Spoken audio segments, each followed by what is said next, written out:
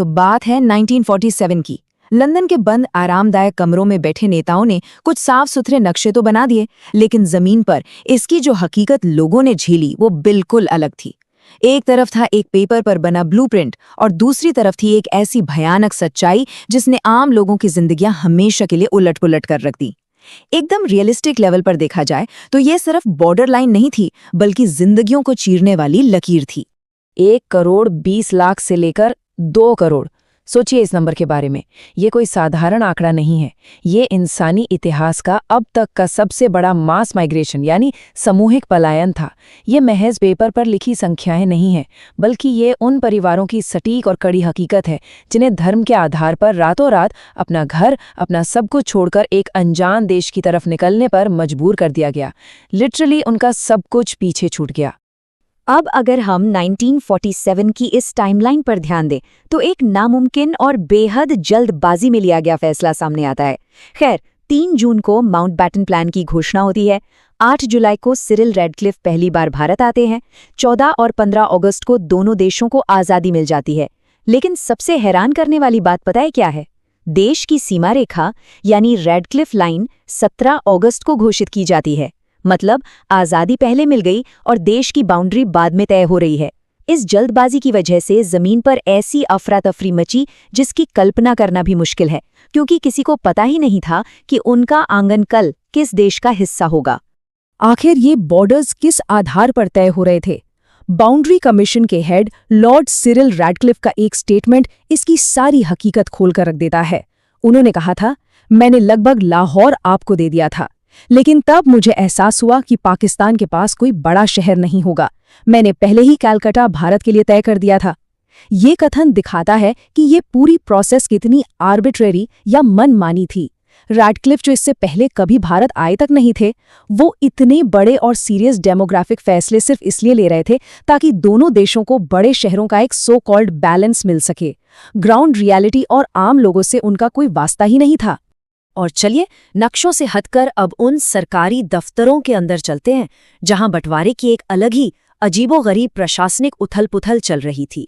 एक ऐसी bureaucratic absurdity जिस पर शायद यकीन करना भी मुश्किल हो। दफ्तरों के भीतर का माहौल किसी बुरे मजाक जैसा लग सकता है। जब बाहर एक इतना बड़ा ह्यूमन क्राइसिस खड़ा था, पार्टीशन काउंसिल देश की छोटी छोटी चीजों को 80 और 20 के रेशियो में बांटने में लगी थी। 80% भारत को और 20% पाकिस्तान को। और बंटवारा किन चीजों का हो रहा था? झाड़ू, इंक स्टैंड्स, हैट पेग्स और डेस्क लैंप्स। जी हां, झाड़ू और लैंप्स। ये उन सरकारी दस्तावेजों की कड़वी हकीकत है जहां इंसानों की जान बचाने से ज्यादा टेंशन इस बात की थी कि दफ्तर का कबाड़ किस हिस्से में जाएगा। इस दफ्तरी अफरा तफरी की ऐसी कहानियां हैं जो सच में हैरान कर देती हैं। सोचिए, एक ही दफ्तर में सालों से साथ काम करने वाले 2 क्लर्क अचानक एक सुबह 2 दुश्मन देशों के नागरिक बन गए। टाइपराइटर, दफ्तर की कुर्सी, मेज और बेसिक स्टेशनरी को लेकर उनके बीच पेटी डिस्प्यूट्स शुरू हो गए। एक क्लर्क दूसरे पर अच्छा फर्नीचर छिपाने का आरोप लगा रहा था। मतलब एक तरफ बॉर्डर पर लोग जान बचाकर भाग रहे थे और यहाँ सरकार कागजों पर देश को बांटने की इस बेरंग और अजीब लड़ाई में उलझी हुई थी। जब सरकारी दफ्तरों का ये कागजी ब्लूप्रिंट असल जिंदगियों से टकराया तो द ग्रेट माइग्रेशन शुरू हुआ। एक ऐसी स्थिति जहां देश का रेलवे सिस्टम पूरी तरह से टूट गया और अक्षम साबित हुआ। खचाखच भरी हुई ट्रेन्स और छत पर बैठे डरे सहमे लोग, ये जल्दबाजी में हुए उस बंटवारे की सबसे दुखद, सबसे डार्क इमेज बन गई।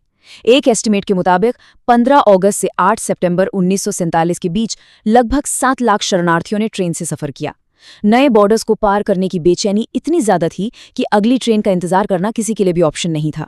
लोग डिब्बों की छतों पर, खिड़कियों से लटककर और यहां तक कि बफर्स के बीच बैठकर सफर करने को मजबूर थे। ये कोई आम यात्रा नहीं थी, ये जान बचाने की एक अंधी बेतहाशा दौड़ थी। और हाँ, इन ट्रेन्स का सफर बिल्कुल भी सुरक्षित नहीं था। रास्ते में दंगे और हमले एकदम आम बात हो चुकी थी। राजिंदर सिंह, जो पाकिस्तान के कहूटा से भारत आए थे, उनकी कहानी रोंगटे खड़े कर देती है। उन्होंने बताया कि जब दंगाइयों ने उनकी ट्रेन पर हमला किया और लोगों को निकाल निकाल कर मारना शुरू किया तो जिंदा बचने का सिर्फ एक ही रास्ता था, ट्रेन की सीट्स के नीचे घुट घुट कर बिना हिले डुले छिपना। उस डर और अंधेरे में अपनी सांस रोककर लेटना एक ऐसी कड़ी हकीकत थी जिसे कागजों पर कभी उतारा ही नहीं गया। ब्लूप्रिंट में तो ट्रेन बस ट्रांसपोर्ट का साधन थी, पर असल में ये मौत के रास्ते बन चुके थे।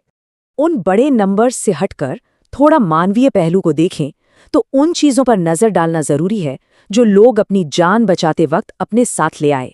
जगह बिल्कुल नहीं थी और जान का खतरा था, इसीलिए लोग वही लाए जो दिल के सबसे करीब था।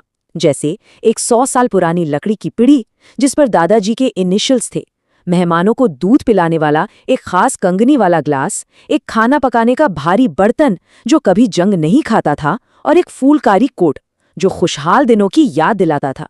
जान बचाकर भागते वक्त एक भारी बर्तन उठाकर चलना, ये दिखाता है कि लोग अपनी मिट्टी, अपने घर की आखिरी निशानी को किसी भी कीमत पर छोड़ना नहीं चाहते थे। ये सिर्फ सामान नहीं था, ये उनका पूरा अस्तित्व था। इस पूरी उथल-पुथल और केओस में एक बेहद संवेदनशील और डार्क सच्चाई ये भी थी कि महिलाएं इस विभाजन का सबसे भयानक शिकार बनी। अपहरण, जबरन धर्म परिवर्तन और अत्याचार की ऐसी घटनाएं हुई जो इंसानियत को पूरी तरह से शर्मसार कर देती हैं। दस्तावेज और रिकॉर्ड्स बताते हैं कि कई ऐसी घटनाएं हुई जहां औरतों और बच्चियों ने दुश्मनों के हाथ लगने से बेहतर कुओं में कूदकर अपनी जान देना चुन लिया। अपनी इज्जत बचाने के लिए खुद मौत को गले लगाना एक ऐसी कड़वी और दिल दहला देने वाली रियलिटी है जिसका अंदाजा उस पेपर पर बने किसी राजनीतिक ब्लूप्रिंट ने बिल्कुल नहीं लगाया था। तो यहाँ एक बड़ा और चुभने वाला सवाल उठता है, आखिर क्या होता है जब कोई लकीर, कोई नकली बाउंड्री सीधे किसी बसे बसाए समुदाय, किसी खेत या किसी नहर के बीचों बीच से खींच दी जाती है? इन साम्राज्यवादी ताकतों के अचानक और जल्दबाजी में लौटने ने ऐसी किन लंबी और पीढ़ीदायक समस्याओं को जन्म दिया जिन्हें आज तक भुगता जा रहा है? लंदन के उस कमरे में बने राजनीतिक ब्लूप्रिंट का उद्देश्य एकदम साफ और क्रिस्प था, भारत और पाकिस्तान के रूप में नई और स्पष्ट राष्ट्रीय पहचान बनाना। लेकिन ग्राउंड पर रियलिटी एकदम अलग थी। यहाँ बटे हुए परिवार थे, बिखरे हुए गांव थे और ऐसे लोग थे जो बॉर्डर के उस पार फंस गए थे, जहाँ टेक्निकल तौर पर उनका कोई देश ही नहीं था। कागज की उस क्लियर लाइन ने जमीन पर ऐसी अस्पष्टता और कंफ्यूजन पैदा कर दी जिसने आने वाली कई पीढ़ियों की किस्मत बदल कर रख दी। इस कंफ्यूजन का सबसे बड़ा example the border enclaves, Cooch Behar जैसे इलाकों में ऐसे 197 एनक्लेव्स थे। अब ये एनक्लेव्स क्या है? ये एक देश के वो हिस्से थे जो भौगोलिक तौर पर पूरी तरह से दूसरे देश की सीमा के भीतर फंस गए थे। मतलब चारों तरफ दूसरा देश और बीच में आपका गांव। ये नक्शों का एक ऐसा बेतुका खेल था जिसने हजारों लोगों को स्टेटलेस यानी बिना किसी देश का बना दिया।